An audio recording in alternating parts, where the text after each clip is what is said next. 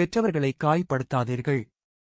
பெற்றவர்கள் கூறும் வார்த்தைகள் சில நேரங்களில் நம்மை காயப்படுத்துவது போல் தெரியும். ஆனால் அந்த வார்த்தைகளில் ஒரு பாசம் இருக்கும், நாம் இருக்க வேண்டும் என்ற தாகம் இருக்கும். ஒரு நாள் அவர்கள் இல்லாத போது அதே வார்த்தை நம்மை தேடி வரும். ஆனால் அவர்கள் வரமாட்டார்கள்.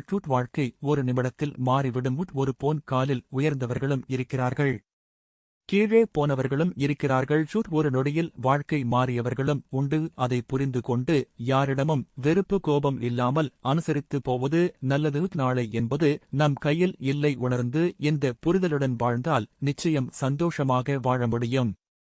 குடும்பத்தில் மூத்த பிள்ளையாக இருப்பவர்கள் அடுத்து பிறக்கும் பிள்ளைகளுக்கு பக்க பலமாக இருக்க வேண்டும். பல பேர் தனக்காக வாழாமல் குடும்ப பார்த்தை சுமப்பார்கள்.